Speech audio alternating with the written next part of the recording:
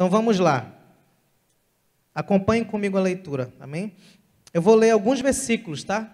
Primeiro versículo e depois vamos pular para o versículo 6. Diz assim: guardai-vos de fazer a vossa esmola diante dos homens, para serdes vistos por eles. Aliás, não tereis galardão junto a vosso Pai que está nos céus. Agora, versículo 6. Tu, quando orares, entra no teu quarto, ou aposento, e fechando a porta, ora a teu Pai que vê o que está oculto. E teu Pai que vê o que está oculto, te recompensará. Amém. Glória a Deus.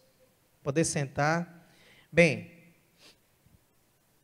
aqui nós continuamos, e Jesus continua falando, orientando, instruindo os discípulos e todos aqueles que ali estavam, né? Seguindo Jesus.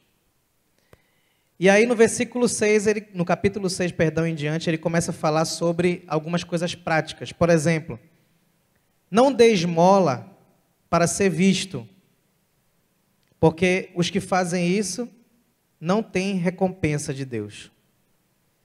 Mas quando deres esmola, não faça tocar trombeta diante de ti, como fazem os hipócritas, nas sinagogas e nas ruas, para serem glorificados por homens.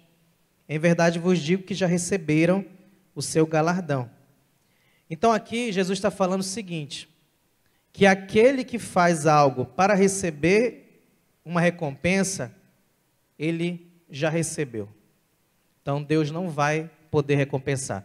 Somente aquele que faz realmente para poder agradar a Deus, amém?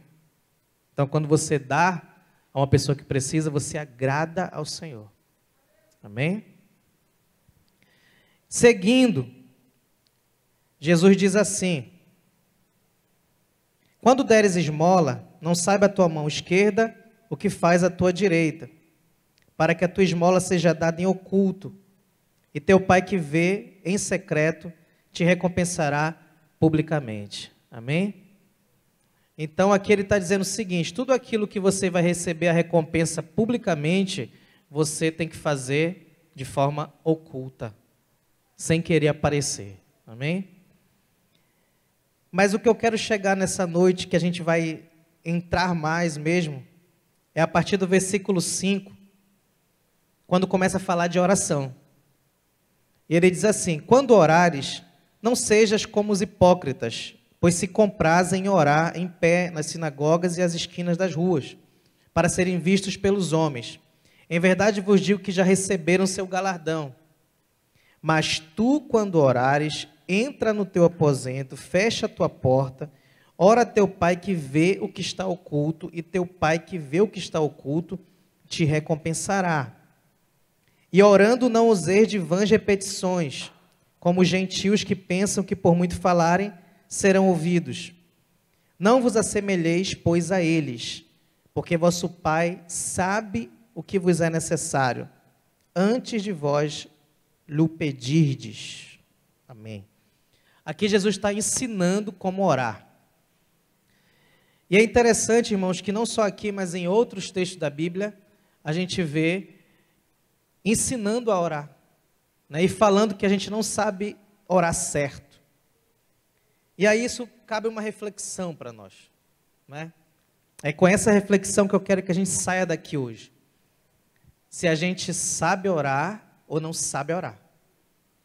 Isso independe se você é um líder, se você não é um líder, se você até mesmo é pastor ou não é pastor, você que está me ouvindo também, ou se você tem muitos anos na igreja ou poucos, ou se você é novo convertido ou não.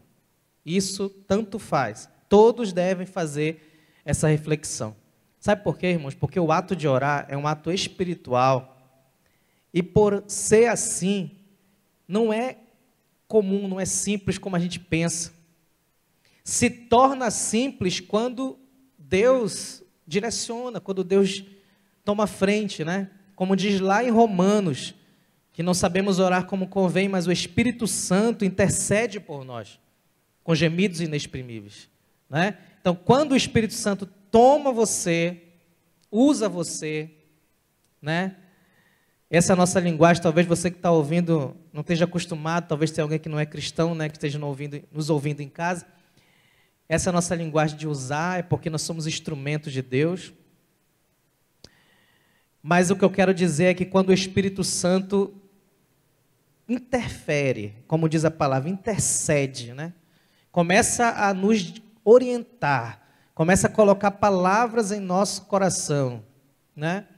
E aí as coisas mudam, tudo muda. Eu creio que você já tiver essa experiência de orar e não sentir que está sendo direcionado pelo Espírito Santo, né? Nas palavras. E depois também teve a experiência de orar e perceber que está sendo direcionado pelo Espírito Santo. É diferente, muito diferente, né? Mas o ato de orar, o hábito de orar, sempre é um desafio, porque como diz aqui, Jesus está ensinando aqui, não é? Ora de uma forma diferenciada de qualquer pessoa que não sabe, não conhece a palavra. Então, qual é essa forma diferenciada? Quando orares, entra no teu quarto, não é? Porque é muito fácil, irmãos, orar na igreja. Tem algumas pessoas que passam por momentos na vida que só oram na igreja. Não ora fora da igreja. Não ora em casa. No máximo faz aquela oração rápida, né? Apressada, como se fosse assim uma obrigação, né? Quando vai sair de casa, quando vai comer, né? É válido sim, agradecer a Deus pela comida e tudo mais. Só que é aquela coisa já que virou uma rotina ali meio que mecânica, vamos dizer assim, né? É importante, mas não deve ser só isso, tá? A pessoa que só está orando dessa forma precisa hoje parar e pensar. Como é que está sendo a sua vida cristã, né? Porque existe esse tipo de oração aqui, que Jesus está falando, que deve ser praticada por todos os cristãos. Qual é? Entra no teu quarto. Ou seja, isso aqui fala de você se isolar. E nessa oração em particular, Deus vai tocando, o Espírito Santo vai quebrantando, vai trabalhando, né? Como o oleiro trabalha no vaso. Isso aqui fala de intimidade. Isso aqui fala também de ter tempo de qualidade, né? Tirar um tempo para isso aqui, né? Então é um tempo exclusivo para Deus. Naquele momento você não vai estar no celular, você não vai estar conversando com alguém, não, você vai estar só você e Deus. É o momento de Deus no seu tempo.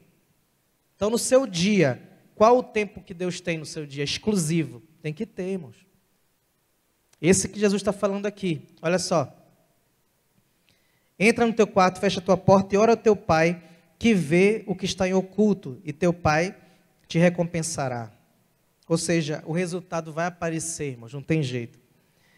E orando, não useis de vãs repetições.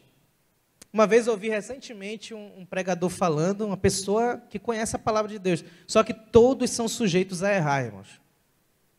Eu estou falando aqui, pela graça de Deus, eu busco falar aquilo que está na Bíblia e tento não falar nada de errado aqui. Até para pedindo a Deus para direcionar as palavras, tá? Mas todos somos seres humanos, não é? Que Deus nos guarde de aqui nessa posição estar falando algo errado, em nome de Jesus, tá? Mas essa pessoa falou uma coisa que disse assim, que repetições não agradam a Deus, orações repetitivas não agradam a Deus. Isso é uma meia-verdade, tá? Qual é a verdade mesmo? É o que está escrito aqui. Vãs repetições.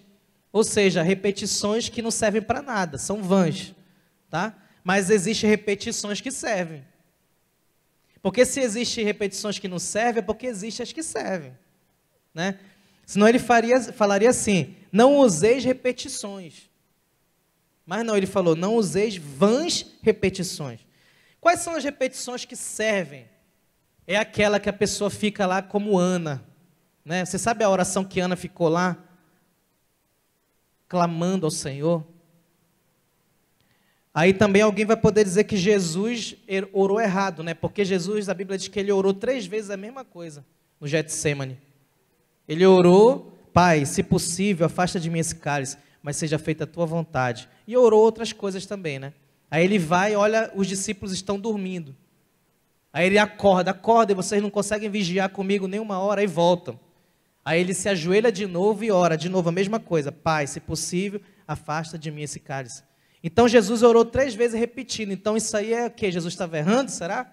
Não, é porque essa repetição não era vã, irmãos. Era uma repetição necessária. Então tem hora que a gente tem que ficar ali clamando, né?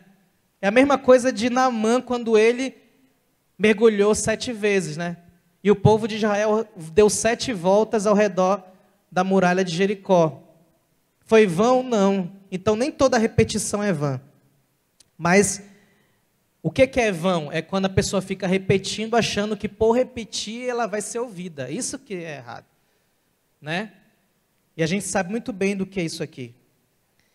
E depois ele diz no versículo 8: não vos assemelheis aos que não conhecem a palavra, pois o vosso Pai sabe o que é necessário para vocês. Ele só quer que você converse com Ele, mas Ele já sabe de tudo.